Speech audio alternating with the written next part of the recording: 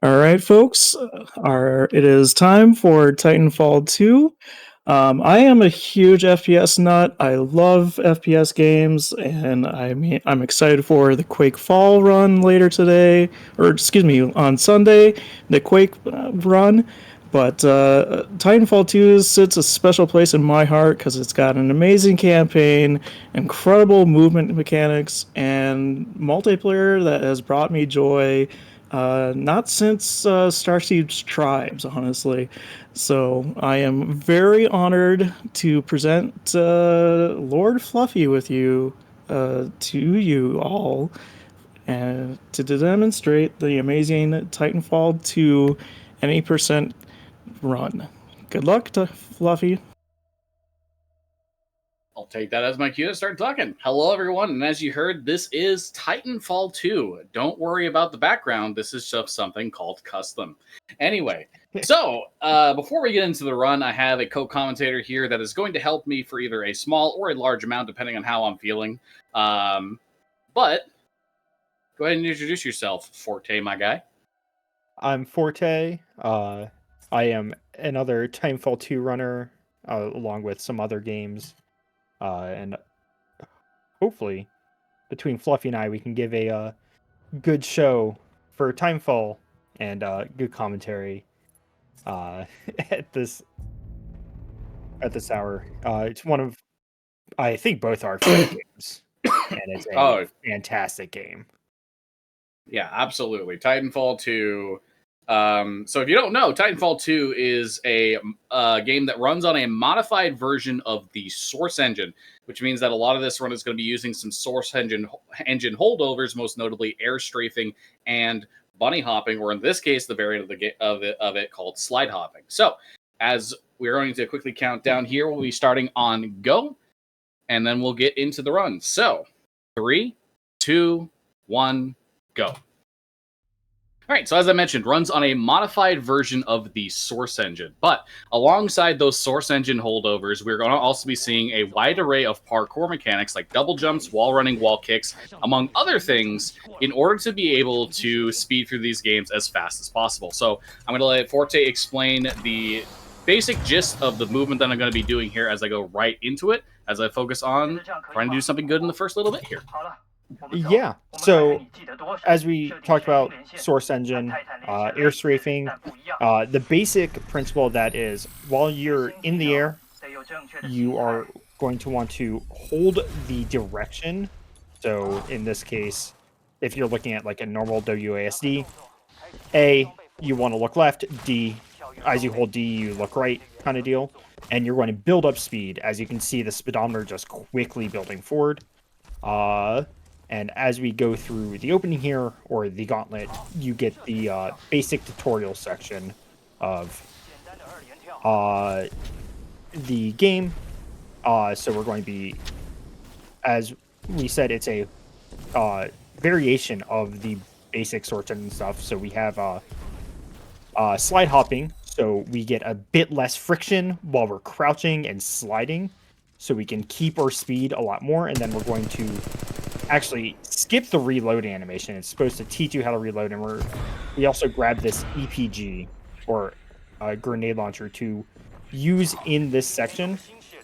This is the only section in the game where nothing's going to kill you, so we'll do a lot more damage boost than you'll normally see, or a lot aggressive damage boost, I should say, to get a lot of speed, to get through this gauntlet section.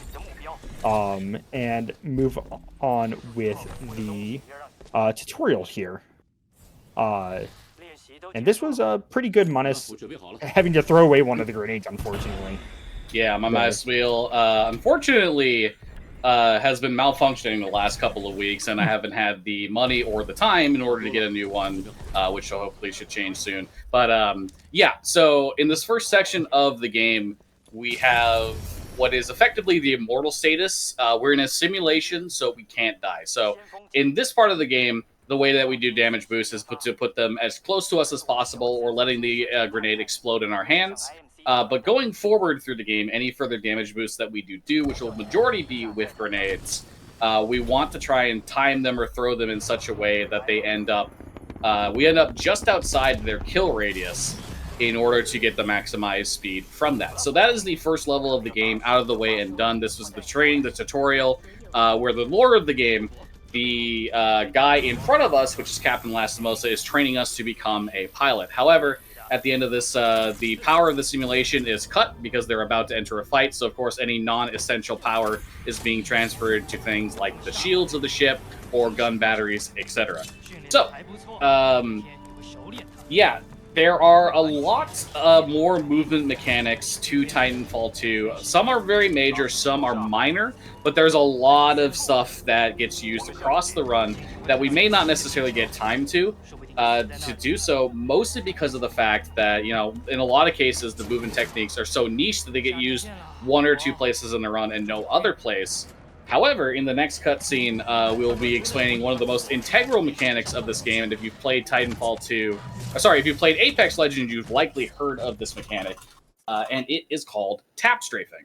So, we smash spacebar there to make sure that we select the easy difficulty and to get through the menu as fast as possible, and now we load into the first real level of the game, BT7274, which is where we can get to talking about tap strafing. So, whenever you're using digital input, which is an input that only sends one of two values on and off, 0 or 1, if you jump and then input a digital movement like any direction, WASD or WD, WA, etc., you will do a lurch in that direction. And this is an intended mechanic of the game that's meant to sort of help people playing on PC to do small corrections in the air, because basically the long and the short of it is that the way air strafing and moving in the air in Source Engine games is somewhat unintuitive unless you have a good amount of hours and experience with actually attempting to do that type of movement. So it was added as a little helper mechanic in order to make moving in the air a little bit easier.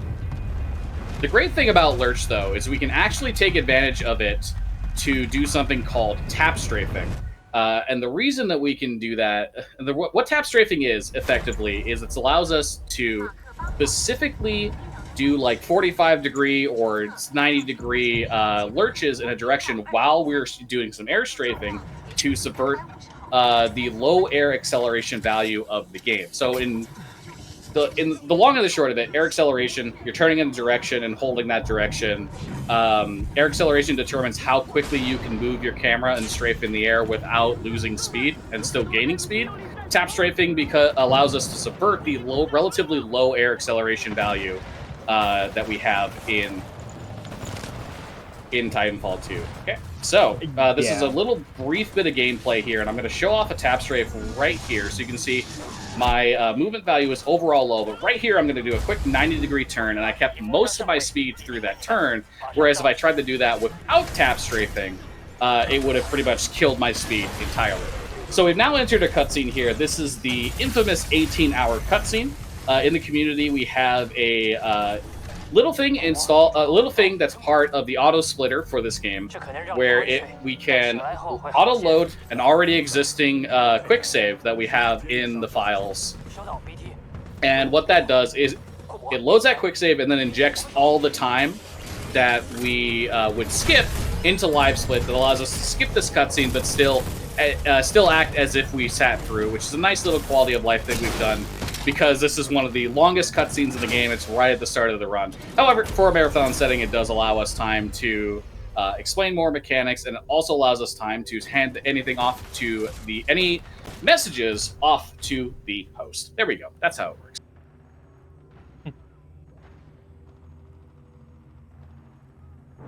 A fun little fact here during this cutscene.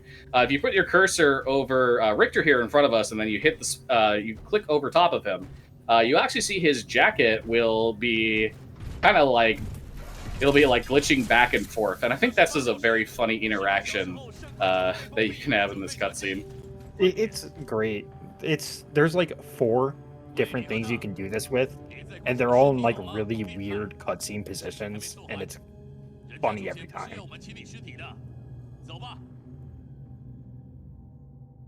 Alrighty. So, tap strafing will be more like properly used in the next level of this game. But we are going to also talk about something that's specifically related to an intended game mechanic and then a not so intended use of said game mechanic. So, if you look at the bottom right corner of the gameplay, you might see a bit three letters called CKF. This stands for Crouch Kick Fix. So, there is a specific type of wall kick that exists in the game called a crouch kick, where if you do a wall jump off the wall, where you input both the crouch and the jump input at the same time on the same frame, the game will give you the speed boost of both a wall kick as well as a forced end boost. In the meantime, we'll get to that in a second. But in the lore situation here, we have Captain Lastimosa.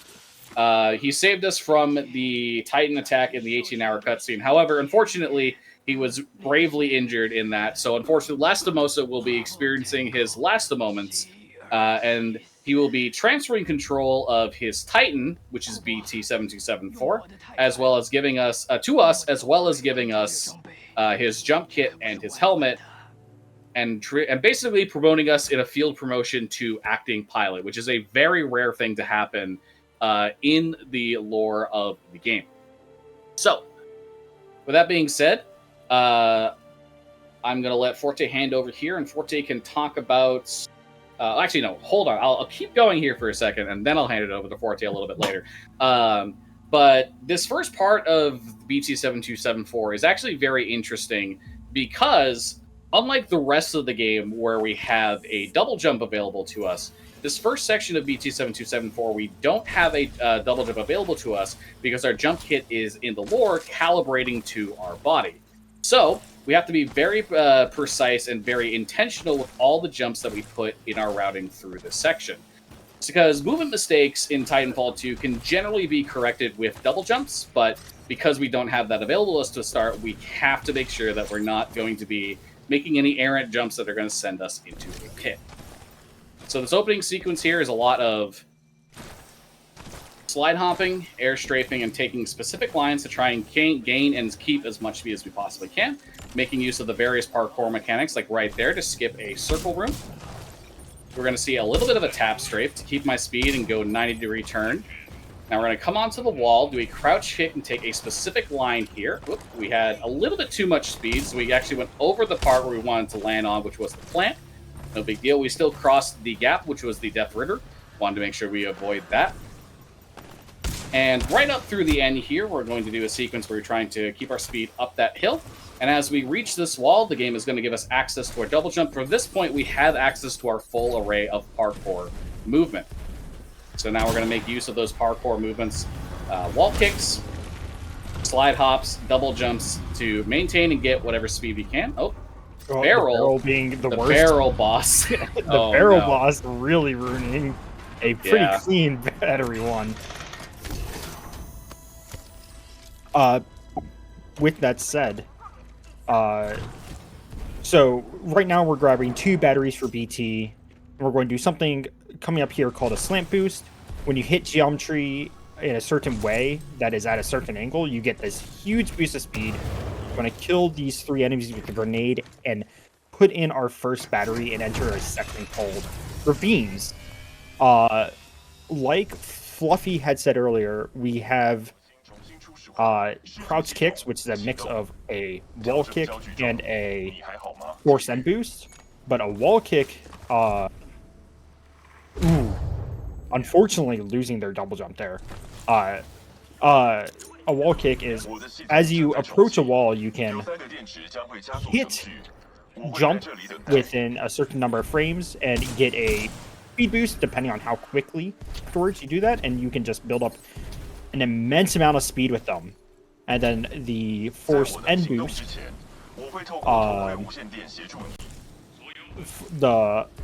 with the crouch, is you get speed when you're forced off of a wall, and combining those two, you get to get this huge boost of speed that we call a crouch kick.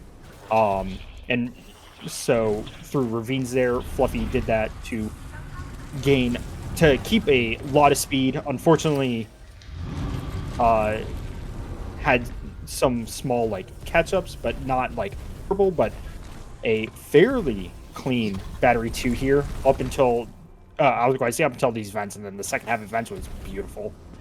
Yeah, funnily enough, the this- fastest way to get through those vents is just a hold W and mash spacebar, or mash jump. So here we're going to be doing another slant boost here. We're going to be trying to get at least 60 kilometers an hour through this. Very good.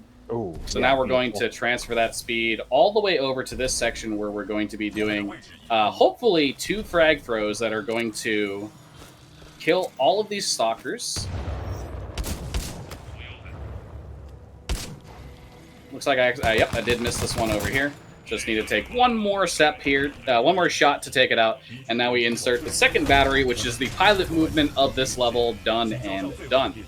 So now we've done that, we can go ahead and talk about Titans. Titans, the higher skill you get in Titanfall 2, the less you're going to use Titans throughout the run. However, just because of the way that I'm feeling today, I'm going to be doing a few more sections in Titans that I would do otherwise, just to make it easier on myself. So we can talk about the way that Titans ultimately function. So Titans are treated by the game effectively as giant pilots. So they still get access to air strafing in much the same way that you would in a pilot. However, they have different movement mechanics in the sense that they're not allowed to jump, but they get access to these 2 rechargeable dashes.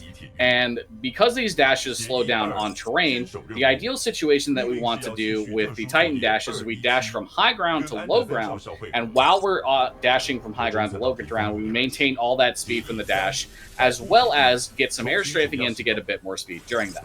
But now this is the Titan tutorial section where we get to be introduced to the tools in the Titan loadout here. So we're going to be doing a very specific strategy where we're going to try and kill the 4 on the left there.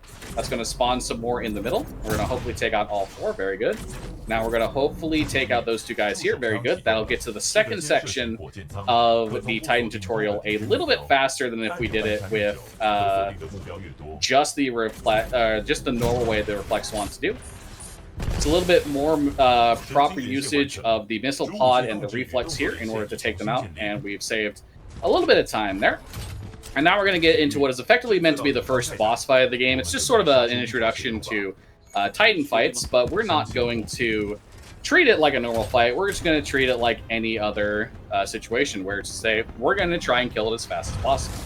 So we're going to dash up, put down an E-Smoke, which is going to manipulate its movement over here, shoot him a bunch to get his shield up. Okay, so I messed up the aiming here a little bit, so we're going to have to do a little bit of improv. The ideal situation there is we would have shot him to bring up his Vortex shield, and then we shoot into his Vortex shield, bring up our own, and then double no-you the bullets back at them for a lot of damage. However, had to do a little bit of improv. Needed an audio cue there. And that would have been the optimal way to do it. We still had really good accuracy on the second section there. So honestly, not the absolute worst BT in the world. A fairly good marathon BT to show off here. And now we're going to head into the first section, the first level of the game that's going to take advantage of Titan movement, which is Blood and Rust. So as you're seeing, the bars at the bottom of the screen are going to be my dashes, and I'm going to want to be using these in situations, like I said before, where we're going from high ground to low ground and maintaining that high speed as much as we possibly can.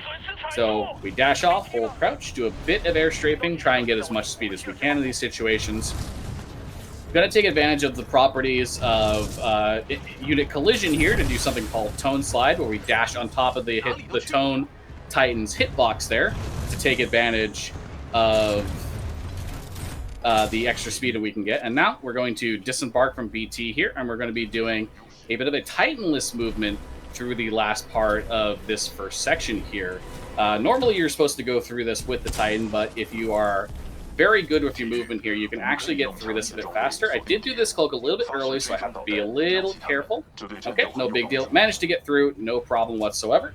And now we're going to head into a pilot heavy movement here that's going to be pretty hard to do, so I'm going to let Forte take over.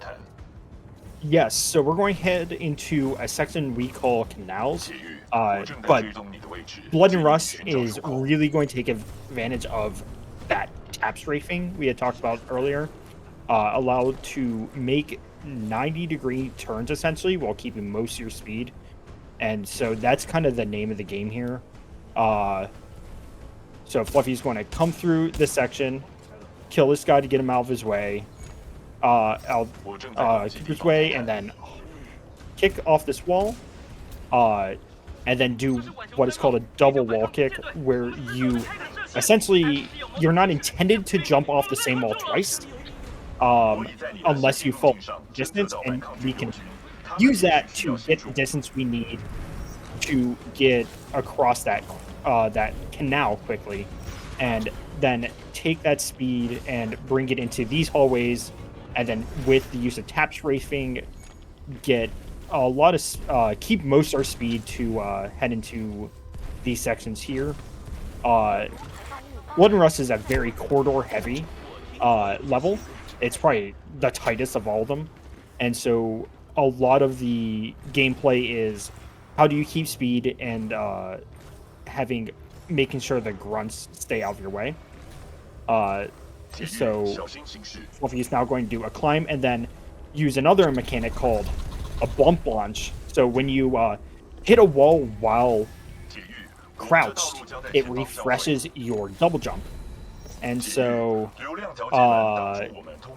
you climb into a corner and then just jump along, and you just get to fly upwards because you get your double jump refreshed as you hit both corners of the wall, and then leading into what is known as sludge skip. So this is supposed to be a big arena fight, but we manipulate BT by using text in certain time, using his text boxes at a certain time, so that you can just use him to embark and clip through the wall and just avoiding a 5-minute arena fight to then just head to the end of the level here. Yeah. Blood and Rust is just a quick level that has so much going on. Yeah, and that sludge skip where I did embark in BT through the fence there is actually a really huge skip. Like, it got passed over, basically. But again, that's like a 5-minute time save that is very, very easy to just, like, completely, like, not even think about. When you get to a certain level, it's very easy to not even think about how much of a time save it is, because it becomes so integral. But we're going to be going into the first boss fight of the game here. We're going to be doing a specific strategy to launch all these missiles into the brute ad and kill it. Now we're going to fire 3 more shots into Kane. Quickly do a swap reload to reload our gun faster. Now we're going to try and get all of this smart core. Basically think of it as an ultimate ability, or salvo core rather. Think of it as an ultimate ability into Kane. I'm going to try and get 1 more salvo here. Okay, Kane is going to Brazil. This is fine. This is about what I expect from This is about what I expect from Marathon RNG in this fight. That was as Brazil as you can get in that situation. Ideally, Kane's AI would have kept relatively close, would have been able to get a relatively fast kill. Unfortunately, had to chase him down a little bit, and that is a source of RNG. As much as we do have very fast strategies for this fight, sometimes you get a situation where Kane says, actually, this place sucks, and he just, you are going to Brazil. Anyway, this is a great location to show off tap strafing and crouch kicks in their best form. So, and this is about as fast as I can turn normally without losing speed. But if I wanted to say, do a 90-degree turn right here, I can keep the majority of my speed with a couple taps of W while I'm strafing and holding a strafe direction, and I can keep the majority of that speed. Real quick, something to point out is that speedometer that is on screen is not part of the base game. It is part of the speedrun menu mod that we have allowed for leaderboard legality. And the reason it's allowed is entirely the fact that we used a integration in LiveSplit previously that would give us our speed before. So since we'd already allowed the use of the LiveSplit integration, we just integrated it into the game. But now we're going into the Abyss Chapter 1. This is one of those locations that currently has a very fast Titan pilot movement that takes you out of bounds of the level. It's very cool. However, again, because I'm not feeling the absolute greatest here, we're going to be showing off a bit more Titan movement instead, as I feel much more consistent at that. So this level prior to the out of bounds was commonly referred to as the Great Equalizer in tournament settings, because while Titan movement does have its optimizations and does have its ability, or does have some cool things that you can do with it, it is generally speaking very easy compared to pilot movement for like a low-level runner and a high-level runner to optimize it comparatively. With that being said, there is a cool little trick at the end of this that we recall a wall boost, more commonly referred to nowadays as the vibe check. So I'm going to be manipulating my dashes in a very specific way here. I'm going to stop very briefly to make sure I have enough dash. When this wall gets about there, we're going to dash forward. If we touch that, dash again. What this should do is it should allow us to push ourselves forward. Okay, so unfortunately, didn't quite get what we were looking for here. And getting a bad checkpoint, not what you're looking for, but the ideal situation is we would have been in the right position and done this correctly so that the wall would have pushed us off and not killed us. Unfortunately, that did not happen. Had to eat a death, not the end of the world. Is possible to get a very good checkpoint there. Did not happen this time, so we will go at it another time here and see how this goes. So once again, right there. So And this part, I got caught on the wall. Yeah, I got so caught this on the wall there. This is the wall boost. Obviously, there's a wall coming down pushing you, but unfortunately, as it comes to an end, I guess there's an invisible wall that it stops against, and Specifically, what it is it stops pushing you and goes into its into its final area, and then it considers you inside of a wall, which triggers the crush kill, basically. Yeah. Okay, we missed it this time, so we're just gonna go ahead through and walk through this as if we would do it in normal gameplay. No big deal. And so we're going to talk on this next section here, where we will need to kill 3 Titans, and we'll get the first look at Scorch. So this is going to be one of our major just damage Titans that we use, loadouts. And it is just, we use these traps. You saw for a brief second the smoke on the ground that can be lit, and it just deals immense damage on in conjunction with the other parts of it that light the flame wall that lights up everything in its way, and it just deals immense damage. And so we can enter this section, hit that button, which brings up this platform, and what we're going to do is hit this button and fall down into the abyss here, which normally would kill you, but instead we're hitting a low trigger for the next level a bit sooner to enter into the abyss 2, the greatest level in this game. Fantastic level, because you start off with a very good platform conservation wall run that you can carry a very large amount of the speed. Like, you can carry that like 70 kilometers that you got through this entire section if you're good enough. It's a very cool opening section to a level. Unfortunately, it doesn't matter at all. So, with a very small exception right at the end, Abyss Chapter 2 is unfortunately an auto-scroller. Because the moment you load into the level, there is a assembly line sequence that we have just gotten to here that is automatically going throughout the course of the level. And it will not reach the point where you can progress through the level until a specific amount of time has passed. So, in the meantime, we're going to have a little fun. We're going to be doing something here called Swaginos, which is a momentum platform velocity trick here, where we can do to carry a whole bunch of speed through this section here, and just, you know, get through that really quickly. There is, I will state again that because this level is an auto scroller, all this does is give us more leeway to make mistakes later on. But then we can just take this route here, which is Told Spice route, which is a route that goes out of the intended play area, but not out of bounds, notably, to get around to the end of this assembly line well before we would be able to get there in normal gameplay.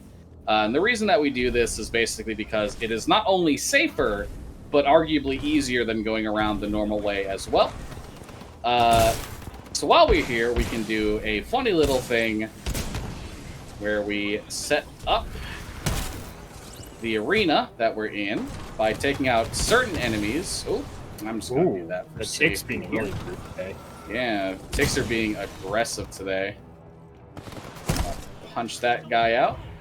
Now we're going to get our good friend over here, and now we're going to do something I like to call man versus machine, where we hack this machine here. We stand behind it, and we do a 2v1, where this machine will fight two guys and see if he can take them both out. One guy is down. Can he take out the other one here? Ooh, some shots are getting in. He's still alive. Oh, he's moving slightly over. Can the machine get the shot? It's just a firefight, and it is going to be won by machine. Ladies and gentlemen, you have heard it here. The power of steel is greater than the power of flesh. With that being said, I'm going to hand over to the host for some messages, because we have to still wait on the auto-scroller.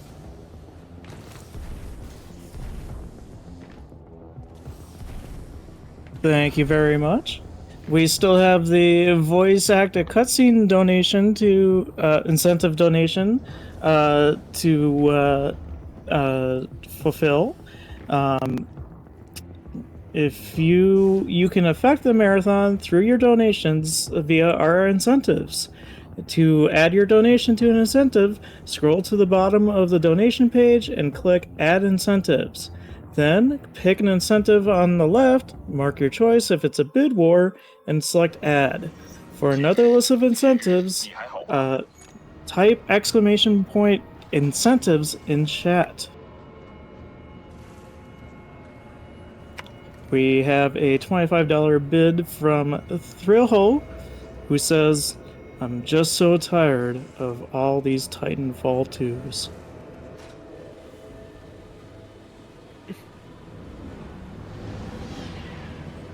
All right. Sorry, go ahead. We have a $5 donation from SSK. Donation train at Fall Frenzy. Donation train tonight, Queen. Donation train at Fall Frenzy. Choo choo, choo choo. Yeah, so you have until the end of the second to last level, the arc, to fulfill that voice acting incentive. But now we have gone to the end of the auto-scroller sequence, and we're doing the one thing in this level that actually matters, which is Dome Launch. It is a momentum conservation trick that we'll be using to hop from this platform all the way up to a trigger. Very good. Looks like we're going to hit it just fine and dandy. Beautiful. Very good. Beautiful timing. There's a specific visual cue that I use there in order to get the correct angle to get all the way up. It is better to go late there than it is, early there than it is late, because you can back up going a bit early, but I got the perfect timing to be able to get up there with no issue. And with that, outside of doing something very difficult known as Railgun, is about as fast as you can get Into the Abyss Chapter 2 done as a whole. So that being said, we're going to do the hardest trick in the game right here, which is to set up in a very specific way to just walk through a piece of invisible. It's not hard at all. It's just the collision doesn't exist there. You can just crouch in that spot and go out of bounds for free. And then you have a lot of time to get over here in movement and line yourself up about right here. So what this is when this level ends, it is going to teleport us a certain amount of units off in the distance over that way to an identical dome to what is being built right here. So where we're standing is actually over top of the end level trigger that is always loaded in this level. And because this end level trigger is always loaded, we actually have a $2,000 bounty to find a skip for this level that gets to that end level trigger, saves time over the current only over the current strategies that we use, and is viable RTA. So, with that being said, if you're a glitch hunter and you're interested in potentially helping us out, join the Discord and go look in the Abyss 2 bounty channel for that. But now we're going to head into the Abyss Chapter 3 here. This is the final chapter of the Into the Abyss saga. We start off with some movement through corridors that you're normally supposed to be crouching through, but if you hold your movement properly here, you can actually get pretty good speed. I'm going to go for a little bit of a backup. Okay, didn't quite get at what I was looking for, but I can still back this up a little bit here. Going to be a bit slower than if I did this correctly. We tried to do something called cylinder sip. Okay, so didn't actually end up working out in the way that I wanted to. Not the end of the world here.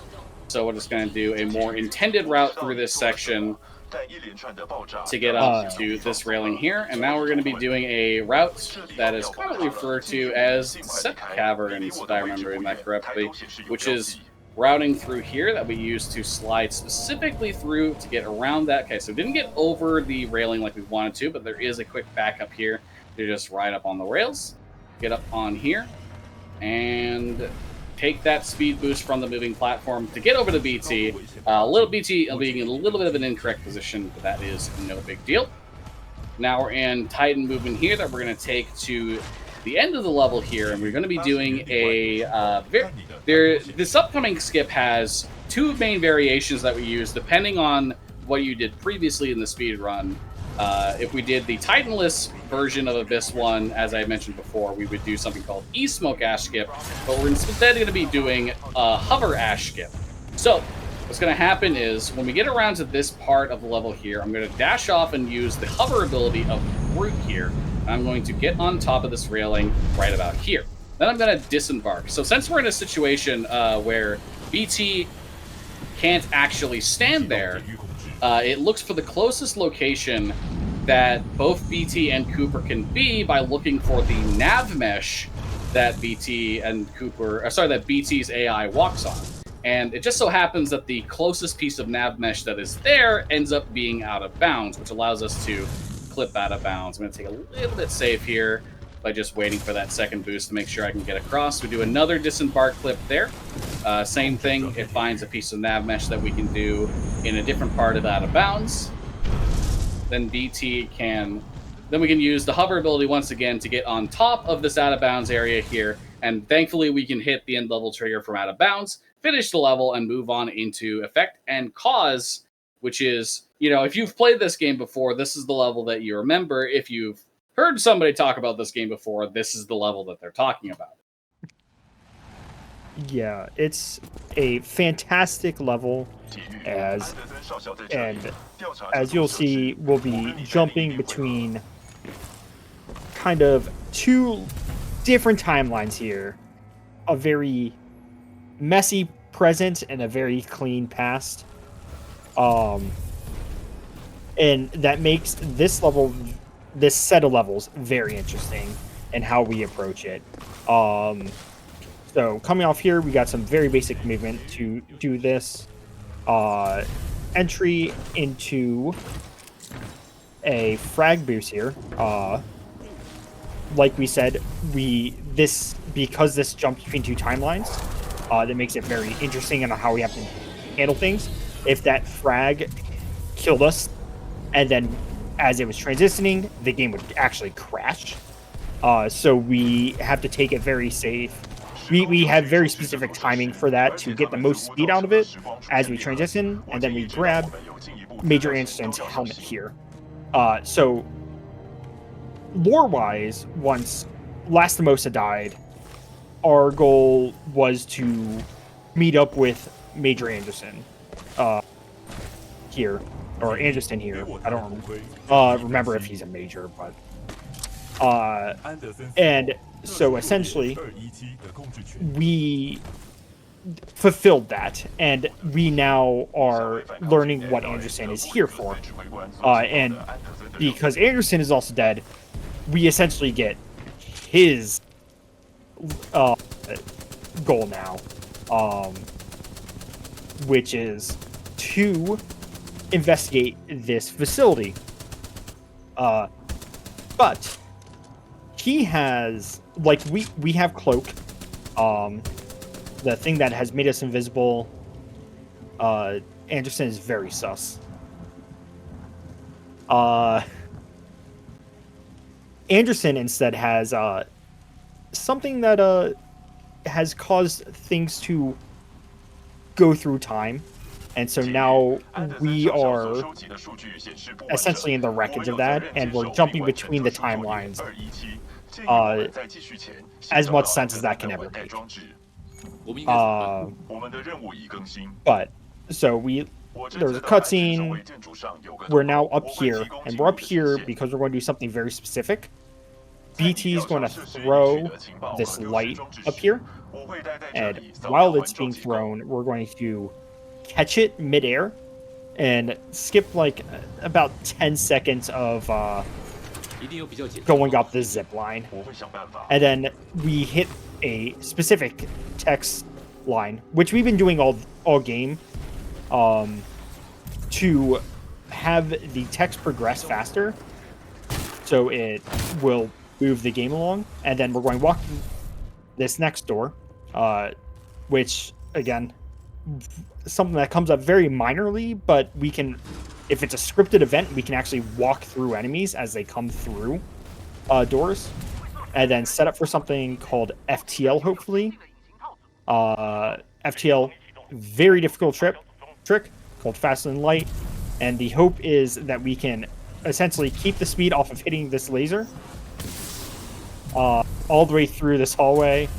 Like I said, very difficult trick, and it's just a weird thing to set up. Worst case scenario, you soft lock and you have to redo some things. Best case scenario, you get it. But we're going to enter Effect and Cause 2 now,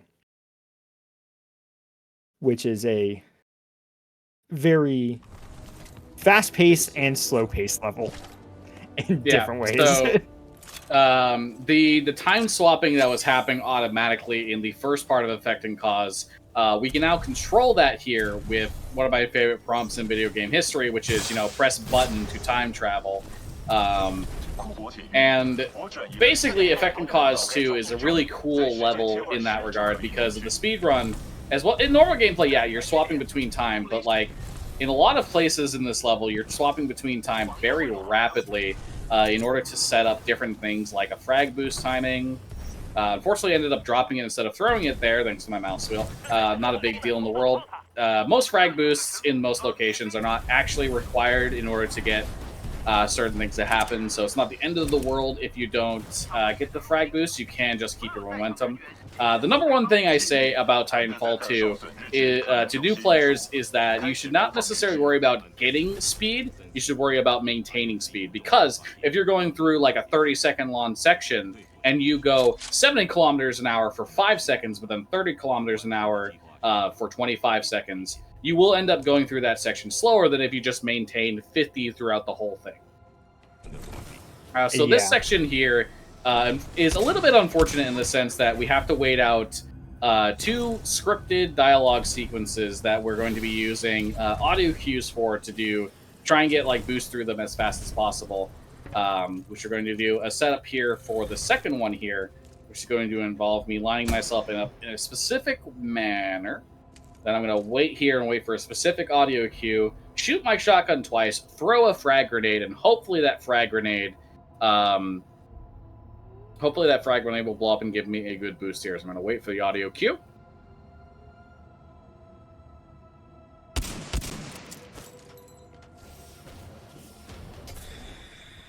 We got the boost, but unfortunately our angle was just a little bit off, so we ended up colliding with the door frame. Not the end of the world. We're going to carry some speed in here as we go into cryo storage and then into the most difficult part of this level, which is Hell Room. So we're going to quickly do a setup off of this wall. Unfortunately, my mouse wheel once again is being a little trolly today. Not the end of the world. I'll just quickly press it a whole bunch and try and see if it wants to cooperate next time around. But we're going to get through Hell Room the way we're not. Train of thought is derailed. So getting through Hell Room is ideally we do it with a frag boost and a setup for like a Hell Room zipless, but now we're going to do something called Snuggle Slide.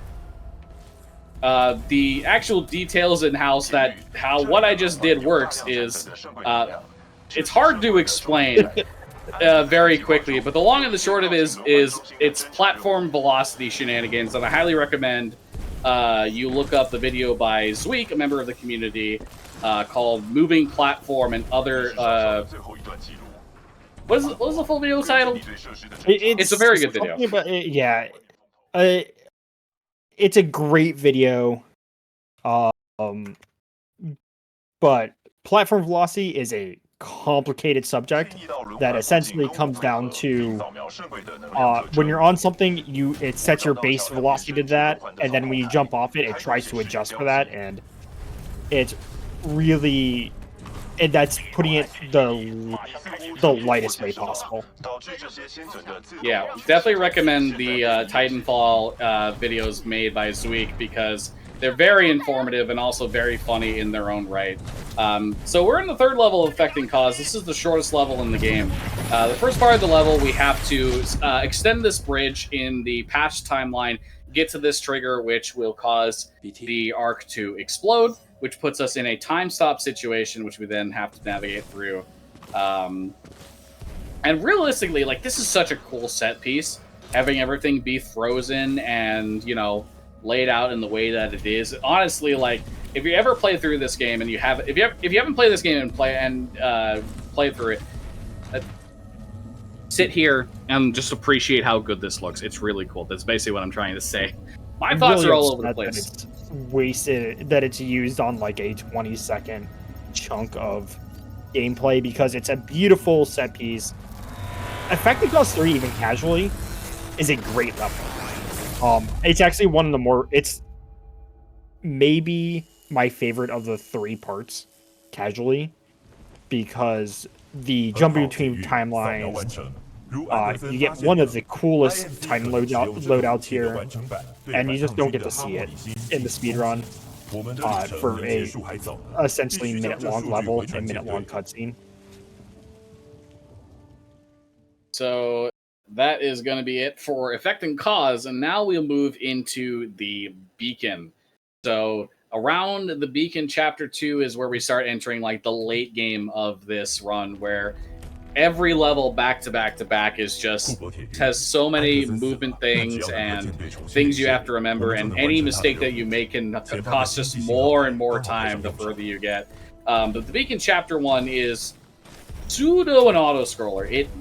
You can make it go faster. However, for the most part, you just have to be faster than a certain speed in order to make this level go fast. So we start off by, not following BT, and we start by trying to go quickly over to the objective part of the level, which is going to be over here.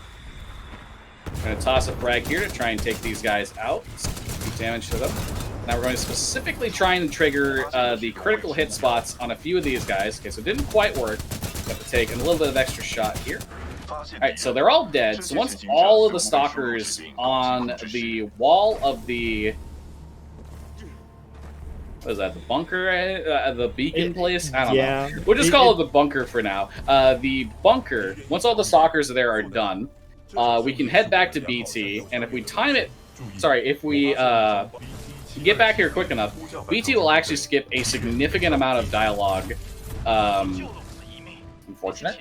A significant amount of dialogue. This skip was found by Tron Javolta a very long time ago in the game's history. But that skip saves upwards of 50 seconds in the most optimal of ways. Now, what I do mean by the fact that it is a bit of an auto-scroller is there is a crash that happens if you embark into BT, which is why I waited for a second there despite being right beside him. If you embark into BT too quickly before he says, "Caution, I detect traces of poisonous chemicals within the fog," the game will actually crash. So we obviously don't want to crash there. Yeah, we can kill everything quickly, and then we just sit there and wait for BT anyways. But in the meantime, once we grab BT, we now pick up our new Titan loadout, Ronin, which becomes maybe the second most important loadout for the rest of the game. It's used in multiple places at multiple times, and I'll explain more about it later because we're entering Beacon 2. And this is a non-stop level. So, first off, we slide down the stairs there. You can get a lot of speed off the side that you wouldn't normally get, and then we're going to hit a height, crouch kick, wall kick section, much like ravines in BT, and unfortunately hit one of the death planes there. But we're going to head this way to hit a trigger over here, and also grab the softball. So the softball is a grenade launcher. And what we're going to do is, because we hit that trigger, And with this, we're going to be able to skip an entire another like little arena fight in a big chunk of hallway with KRS. KRS is super difficult, requires like very specific speed and strafing to even be able to hit.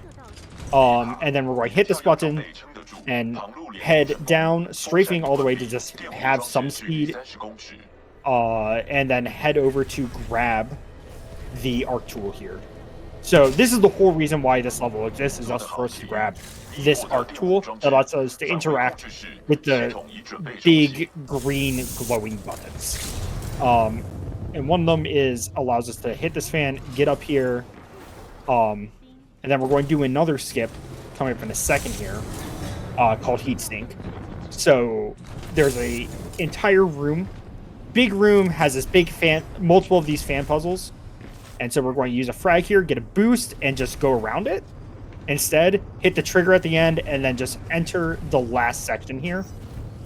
Skipping a big room that we're just flying over now, and then doing a corner cut to just, while we have less friction, to fly across this section, and then just skipping to the end of level.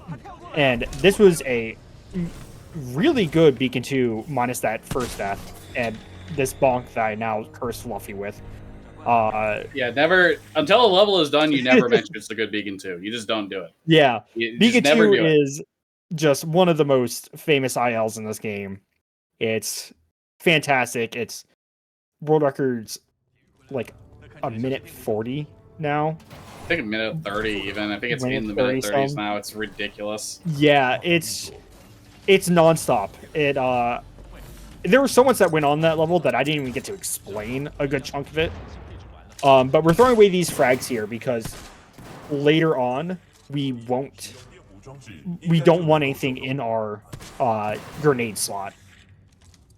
And because of story reasons, we are now mostly invincible. It requires a whole lot to kill you now, and yeah, so through this section, we are supposed to, use this arc tool to turn the power back on in this room. But it's supposed to be irradiated, right? And, if you they say like, it's radiation, it'll kill you. On easy, you can come in here, like take a real life nap, and come back, and you'll still be alive. You'll have not died. So, unfortunately, a little bit of mismanagement there with my charge, and had to wait for it to come back. Ideally, we could have done it in just one charge, but it's okay. No big deal. Yeah. So, with that said, it's not even just a easy thing. It's it literally will only bring you down to 1 life, and the game will not allow you, unless an outside force, it won't allow you to go down. And so if you're playing Master, you can stand in there, it'll bring you down to 1 life. If you shoot yourself with a softball there, it will kill you. But that goes away once you're out of the room. And then it becomes a very normal level where we totally don't do anything weird at all. And don't skip anything. All right. But we got a nice cutscene here to begin with. Yeah, so as a quick aside there, you may have noticed that the spoken language of the game is not in English, it's in Mandarin. And the reason for that is the spoken language in certain locations in Titanfall 2 actually affects how quickly you can get through the game. It's about 38 seconds of a time save switching from English to Mandarin. But here we're going to be doing a thing where we are going to use the Brute's fly ability and jam ourselves in that corner, which will allow us to touch the ground and disembark while flying.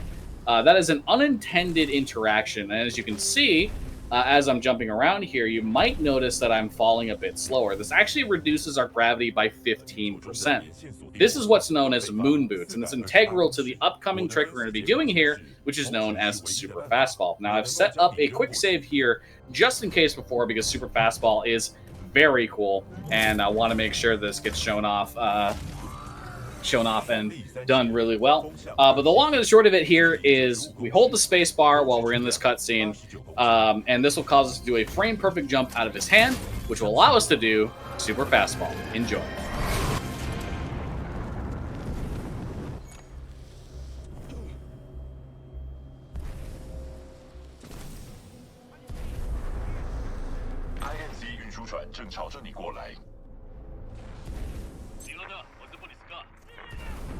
Ooh, okay. So I messed up. Yeah, I'm at the reload checkpoint. I'm just gonna see where that put me. I was gonna say it should ideally put me right here, which isn't gonna lose me too much time. But the ideal situation is I would have gotten all of the speed over to this wall. Wouldn't have had to take that quick aside. But all things considered, that was like the majority of it, so I feel good just continuing the run from there. Now we're going to be taking these gravity stars here. We're going to throw one here, and we're going to use this to boost ourselves over to this dish over here. And this is the objective that we need to do, because the module inside the dish we need to use to communicate to our fleet, our allied fleet, is broken. So we need to get this one and replace it on the dish over there. But that's one part of the super fastball sequence here. The other part here is something known as zipless. So we're going to take a setup here known as poverty zipless or P-zipless. Try and get a good boost into a wall kick. Very good. So we want to ideally maintain or gain more speed than we currently have through the rest of the sequence. Okay, we've managed to maintain most of our speed. We're going to take a quick throw here. We want to throw that gravity star. That should ideally kill 3 enemies that stay up in that room back there, which we will use in a little bit, which I'll explain why in a little bit. Thank you, Smitty. So this is a dish fight sequence that has an auto-scroller element to it, where basically a bunch of enemies will spawn in a scripted way, and then when a certain amount of time passes, it starts spawning like 1 or 2 enemies here or there, continuously. Oh, things up. Missing one guy over there. It'll eventually turn off the script to continuously spawn enemies. Now, the ideal situation is we want to have no enemies left on the field the moment it turns that script off, in order to have no enemies left on the field. Because once the script of spawning enemies is done and no enemies are remaining on the dish, that is going to lead us to lead the dish fight sequence to end. Hopefully, as I kill this one guy here. Yep, there we go. So didn't hear the gong, however, I hear the music that indicates that the dish fight sequence has ended. So that's about ideal. That's about the ideal time when doing this particular strategy. That's about the ideal time that the dish fight sequence can end. There is a more advanced strategy, which is known as the Tesco run, where we can actually hit a couple of triggers out of order on the way back. And that will actually cause the dish fights triggers to constantly spawn enemies to actually not activate at all. So all you have to do is kill all the enemies. However, the strategy is very high level and did not have the time to hopefully have practiced it and grinded it out before this marathon. So again, we'll go for the light version of it, where you make sure that all the enemies you possibly can kill are dead around the time that that script is no longer active. So we've picked up the dish there, and now we're going to be heading into the boss fight of this level, which is the Richter fight. And the Richter fight has a specific way of going through it, which we will explain as we get there. So we hit a trigger here, now we're in a waiting sequence. So this is going to be a 4-part fight, basically. The first part, we just have to take out 2 Reapers that spawn before a specific amount of time has passed. So we don't want to use any resources here. We just take 3 melee hits apiece, take them out. Now we're going to stand over here and line up a spawn minute. Dash at the right time. Very good. Take those guys out. Now we'll do 3 melee hits on him.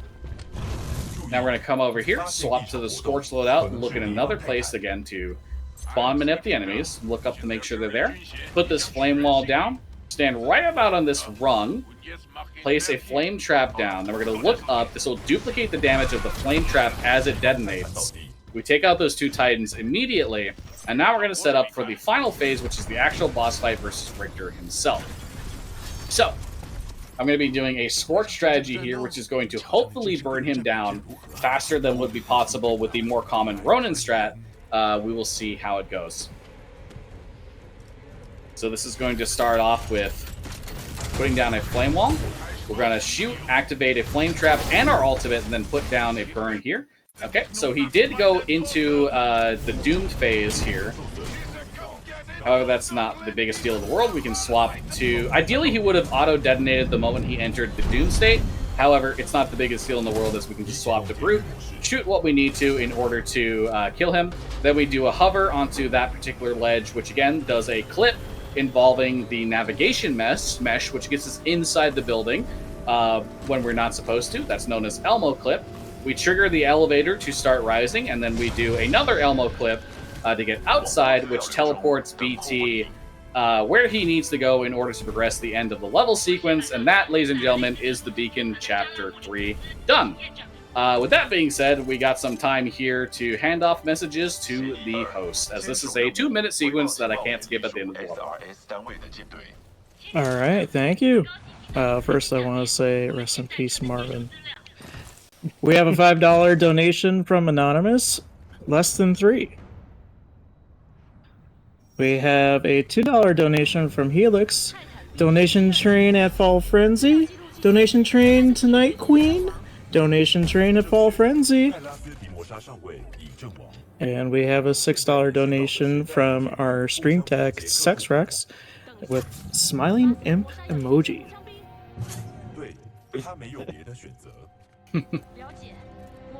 We still have the voice act a cutscene donation incentive to reach. That is closing very soon, so please donate, because I would love to hear LordFluffy voice act that cutscene.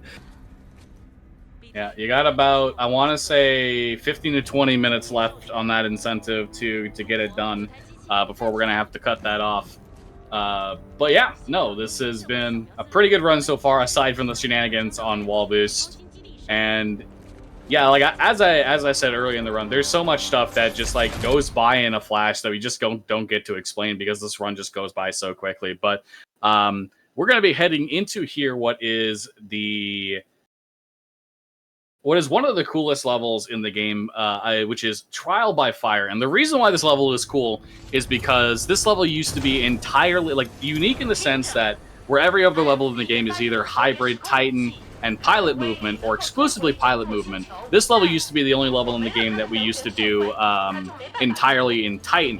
However, about 50% of the way through the level, we actually start doing some strategies that involve pilot movement here. And these strategies are actually super cool to watch, especially the strategy later on in the level. But to start off with, we have a combat sequence that we have to go through in the Titan. So I'm just going to double check. I am on easy difficulty. I just needed to make sure for a second there because of an upcoming thing here. So the Ronin ability, the Ronin core, the Ronin Titan loadout has an ability called Sword Block, which reduces all incoming damage by 75%. Normally, if you tried to get close to this wall here, which has, you know, a gap in it because you're not supposed to be here, it would just kill you. However, with the Sword Block ability, we can get in position and we can set up what hopefully will be a good sequence of kills on some Titans here. So we're going to do that sequence of events here. Oh, okay. Things are a little bit in my way, trying to get things done. Okay, not going to work out the way that I wanted to here. There was a Titan in my way that should not have been there. Got that North Star. I think we don't have enough core yet, so we're going to have to do a little bit of improv. Things didn't go quite to plan. So this level is there's a certain level of skill that you need to have in relation to improvisation, because as much as you can have a plan to get through things as fast as possible, there are times, unfortunately, like at the start of this level, where things don't quite go to plan, and you'll need to be able to quickly adjust what you're doing in order to make sure you're not losing as much time as you possibly can. So in this situation, we want to kill a certain amount of time, a certain amount of Titans until Sarah Briggs, the commander that you saw at the end of the last level, says the line, Tihu Komolai, or pilot, you are with me.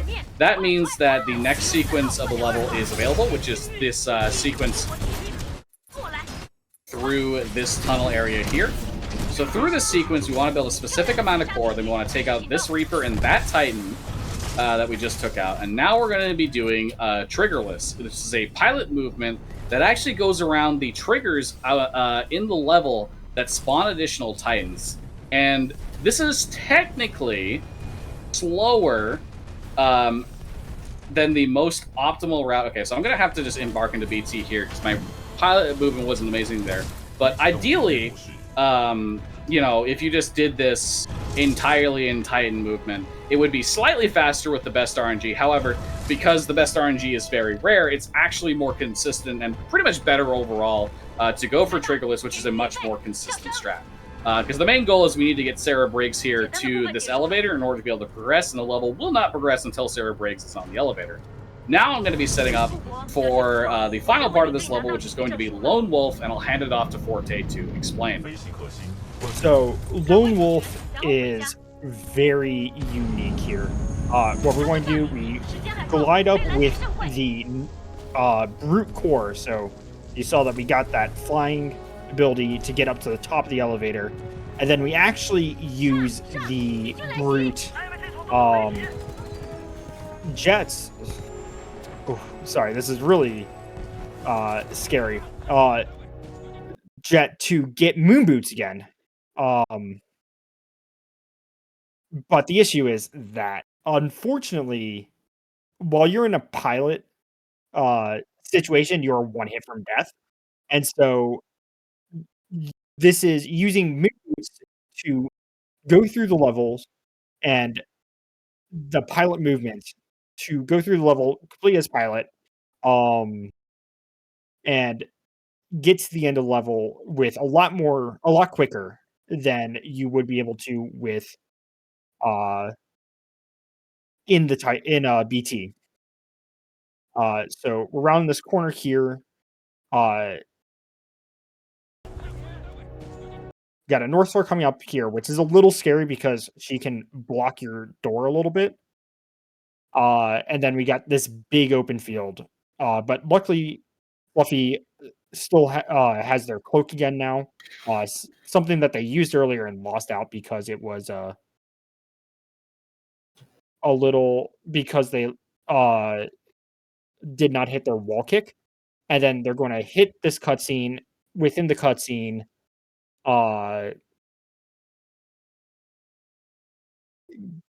everything refreshes, and then try to hit the end level trigger. But unfortunately, due to the cutscene, they lose their speed, and they're going to hit the end level trigger and hide, and hopefully nothing kills them in the process.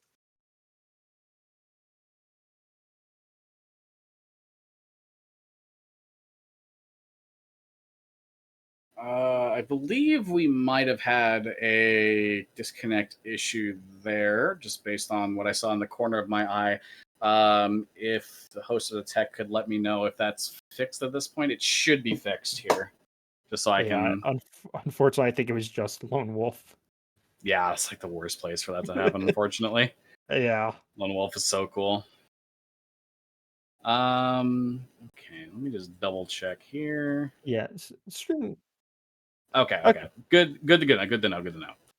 Okay, so unfortunately, it seems like Lone Wolf was missed, but we're just gonna continue with the run at this point. So right there, we did a quit to the main menu, and then we loaded the arc from the mission select screen. So the reason we do this is because of a boss fight strat later on in the level. We are going to need the Titan loadout Ion for that boss fight strat. However, we don't pick up Ion during the run because it's slow to get. Now, this being said, when you go through the game from like new game, for example, like screen, and since loading from the mission select screen gives us a specific loadout with the things that the game expects us to have at that point, it actually gives us the Ion loadout, and because it's available from new game, we allow loading to the menu to get the Ion during the run. And it loses like half a second for the menuing, and then, you gain like 10 seconds from it, so 100% worth doing it. Oh yeah, it's fast enough that like the fight later on can be so fast you crash the game. It's 100% worthwhile to grab this loadout. And it's super strong, but here we're hitting the arc. Much like Effective Cause 2, it's very fast and also very slow in different ways. When it's going, it's super going. But we're going to enter something called Barker Skit here. So what Fluffy's going to do is they're going to line up and what is supposed to be another kind of BT throwing you fastball sequence, we're just going to kind of ignore with a frag boost. And so I'm going to be quiet.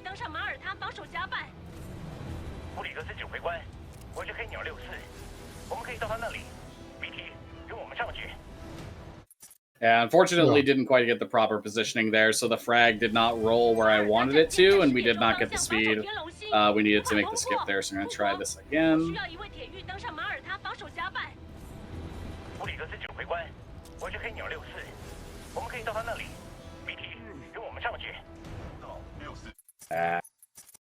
Yeah, so there are some variables to Barker Skip that are sort of out of the player's control. All you can really do is adapt to those variables best you can, but it is a somewhat random trick as a result of it.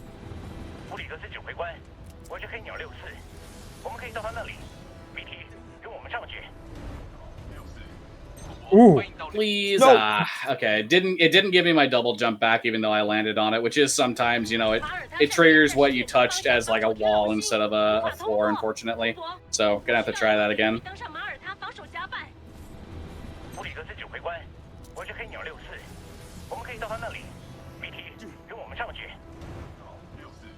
Yeah.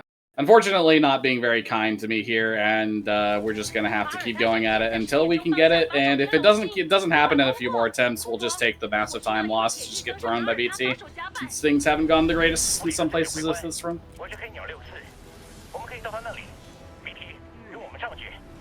Yeah, that was a bad jump by me. I'm gonna go back to another strategy here and see if that pans out for me better.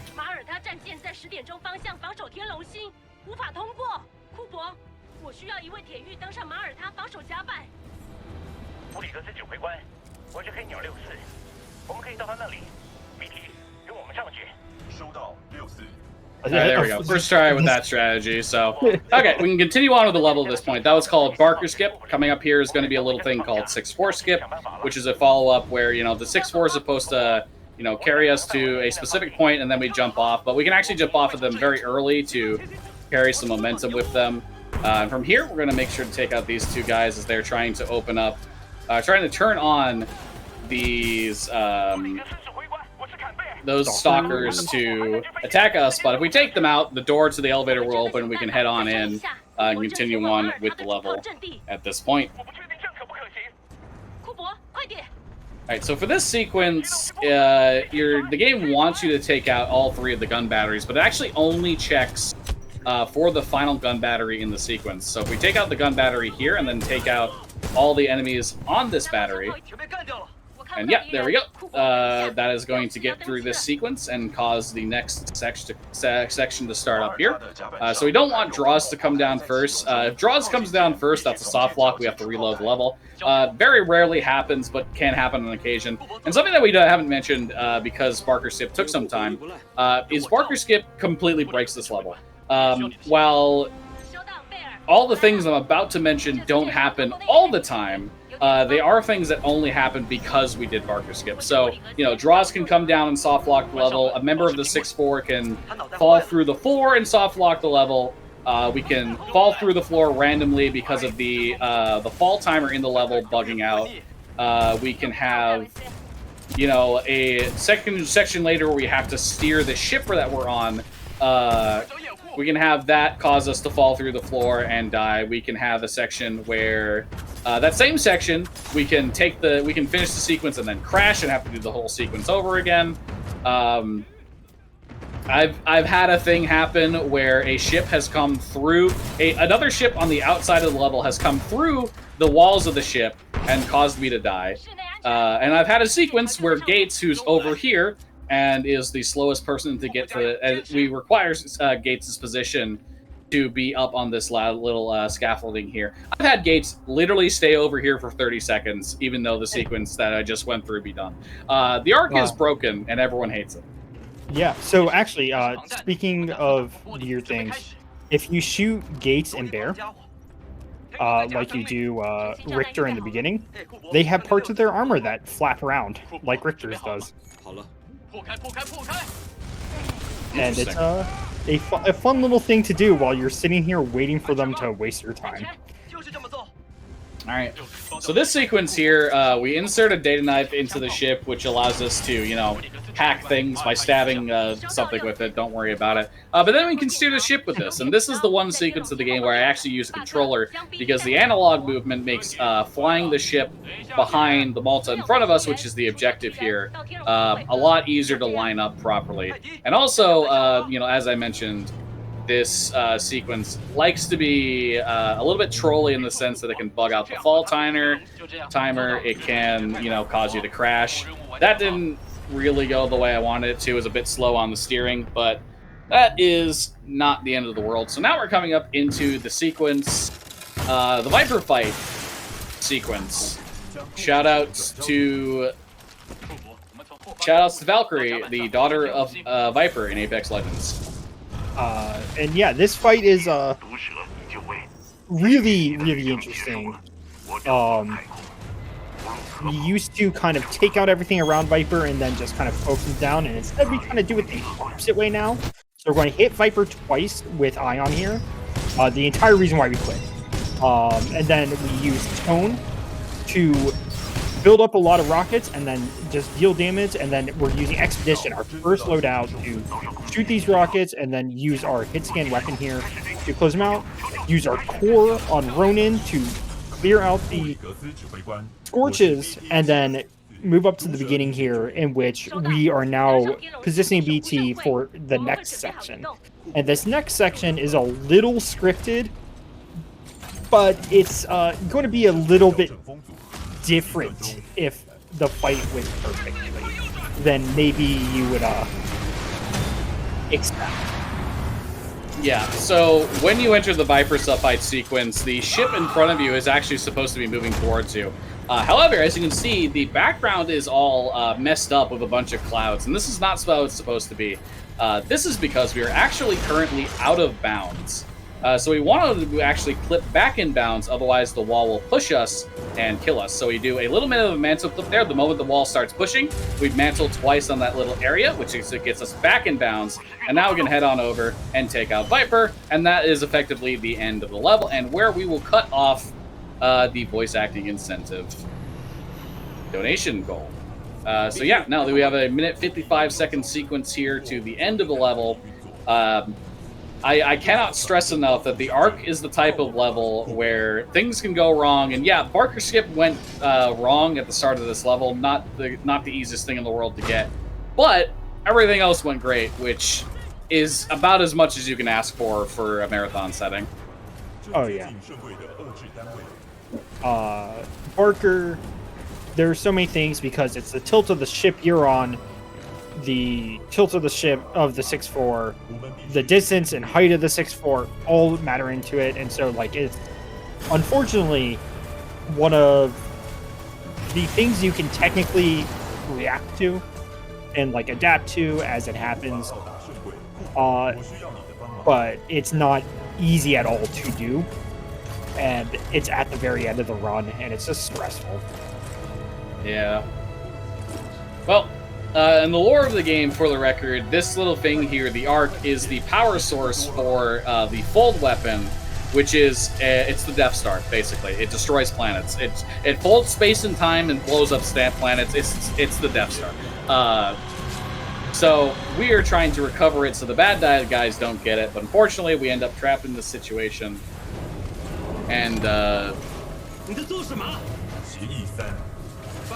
because we are trapped in this situation, the bad guys will end up getting it. So this is the end of the level, and we're coming up on the final weapon. What was the result of the goal for the voice acting incentive? We did not make it. Marvin is sad, and you all should feel bad.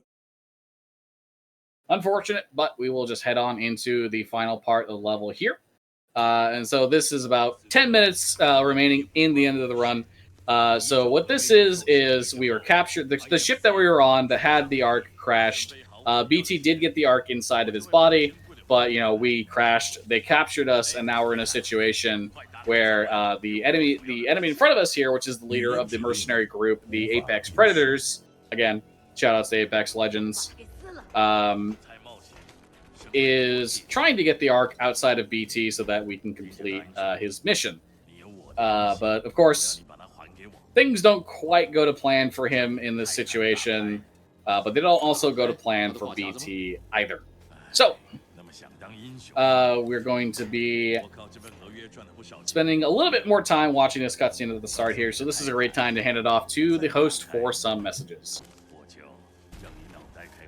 All right, thank you very much. We currently have no donations, so please go ahead and donate. You are watching Midwest Speedfest Fall Friendly, a 4-day charity speedrun marathon supporting One Iowa. To donate, go to donate at donate.midwestspeedfest.com or type !donate in chat and follow the link. And don't forget to put your donation toward one of our incentives. Speaking of incentives, we still have the main character gender and main character name incentives for Fire Emblem Three Houses coming up very soon. Currently, male is in the lead for the gender, and for name, it's currently a tie. So put in your suggestions for name, and let's pick a winner.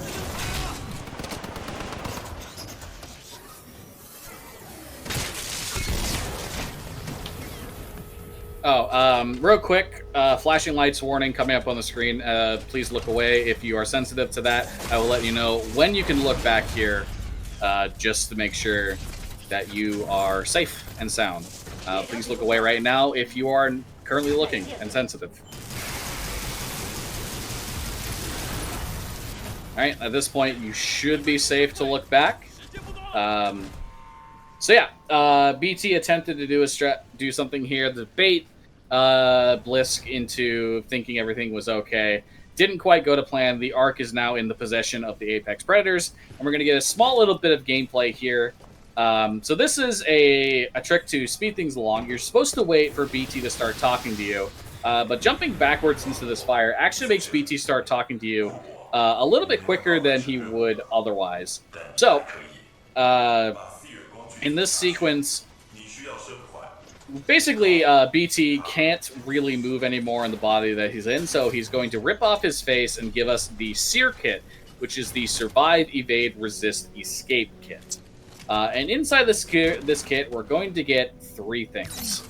Number 1, on the right here, is going to be a Smart Pistol. This is a aimbot pistol that they put in the multiplayer of both Titanfall 1 and Titanfall 2. Don't ask me why.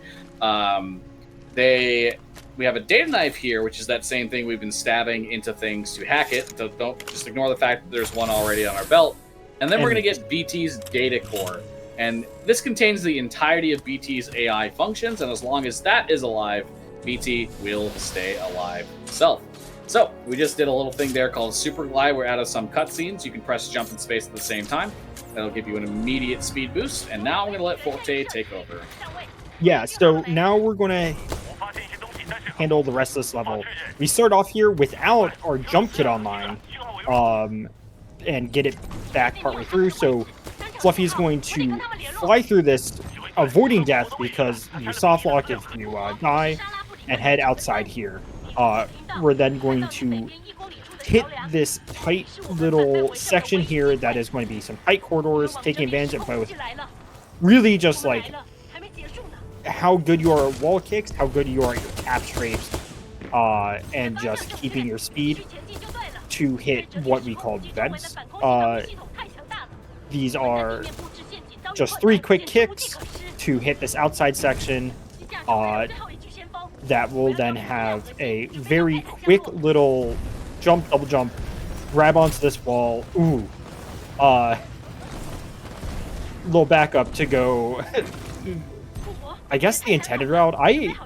That is the intended route, yeah. I never did that in my casual playthrough, so I forgot to drop this. What is actually the Titan we drop during training, and install BT's core in it. So now we have BT back with us with a brand new loadout, and this loadout much like most of the new ones, immediately when we become useful. We go around and jump. We jump because it has a kind of walking sequence, and we go through the back to do that, and we have Legion here. So Legion has this ability to shoot through enemies, and we can build up core by hitting multiple enemies at once. 40%, unfortunately, pretty low, but that is Snuggle Core, found by Snugglepug, the same person who earlier in the game we saw the Snuggle Slide in Infecting Cause 2. I found that. And then we're going to use Ronin as our base movement here, climb up this rock, and just come through here. And then, weirdly enough, the top of this door just has a hole that we can just go through. And then, so we're going to come through this. Again, this is all risky. You can just die. These enemies here at the end have rocket launchers and can just kill you. But if you're moving fast enough, much like Fluffy is, you can just avoid them all and save yourself. And then some crouch kicks up through this section to enter our final cutscene and our, or not our final cutscene, a cutscene and our final boss here, Sloan. If you noticed, Fluffy swapped weapons right before they went through the door, and that's for a very specific reason that will come up right at the start of this fight here. Yeah. So I'll take it over here at this point. So basically, right at the start of this fight, we're going to swap back to the Ronin loadout, and this is to make sure that we always had 4 shots in here. We want to get the Arc Wave, 4 shots, some shots into Sloan with the Brute loadout after that, which will cause her to disappear. We then are going to set up another Flame Trap dupe situation, take out these 2 Titans over here, quickly check the position of the Brute. The Brute's in a good position. We're going to put down a flame wall, shoot Sloan. We walk towards her, but manipulate her to walk back and not use a core herself. So now we use the Ronin loadout. We're going to do 1, 2. Unfortunately, this guy jumped up here, so we're going to quickly just make sure that that guy is taken out. That is probably going to kill a little thing called pre-charge, unfortunately, by that happening, which is not the end of the world. All we have to do is make sure that we can finish up this fight here. And now, before we pull out the Arc Injector here, we activate the Ronin Sword Core, which is actually going to allow us to have our gun out during this next cutscene, which is unintended. This is called Andy Shot, and this is important for a reason. But the thing I mentioned pre-charge, if you finish this fight before the PA sequence says full weapon priming or charging sequence at 97%, the 97% part is the line that's important. The lights in the full weapon injector, the arc injector in the bottom left of the screen would actually be lit up, and those being lit up would actually save 11 seconds in a sequence later on during this cutscene. But this is Andy's Shot, where you have the gun out during the cutscene, and the great thing is Blisk is vulnerable during it. And yeah, Blisk is no longer... Apex is no longer canon because Blisk is dead. And the crazy thing about this is, with all the other things in this game that can crash because of unintended effects, killing Blisk in this cutscene doesn't crash the game, soft lock the game, hard lock the game, or anything. It just skips 33 seconds worth of dialogue and lets you get through this cutscene quicker. So, shoutouts to Reddit user Shot Andy who found this. We call that glitch the Andy Shot as a result. Yeah, we're coming up on the end of the game here, so I just want to say thank you all for watching. Okay.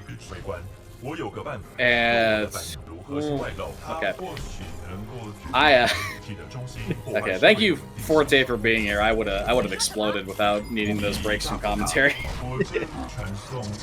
Yeah, it was great to do commentary for this. I love this game, and I love being able to talk about it and commentate it. And I'm glad you asked me to commentate this run with you. Yeah, it was kind of last minute, but I appreciate that a lot. Alright, so this is where pre-charge would save the time. The lights that are lighting up here would already be lit up. You know, we would have been shot out of the cannon, the arc injector already at this point.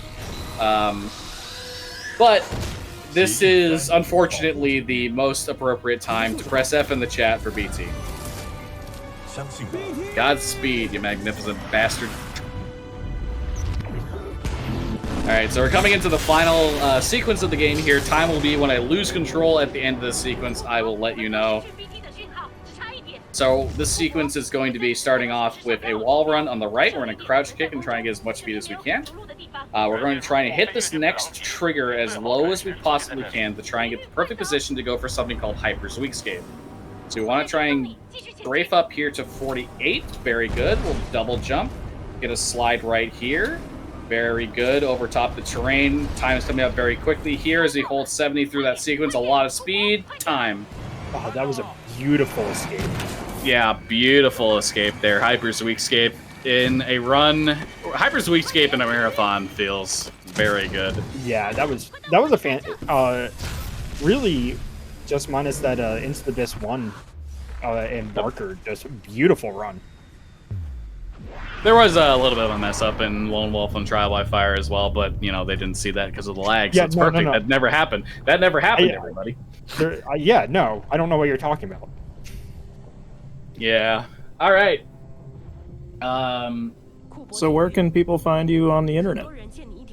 Well, you can find me at twitch.tv/LordFluffy. I haven't streamed consistently for a long time, but I do a lot of speedrun content there. I do Titanfall 2 speedruns, Final Fantasy 14 all dungeon speedruns. I do Ocarina of Time randomizers there as well. Forte, how about you, bud? I'm also a very inconsistent streamer at twitch.tv/ForteSOS. I do Titanfall 2. I actually will, in about a little over 12 hours now, be doing Cultic here. Another game I speedrun. And some links to the past randomizers, mostly on my stream. All right.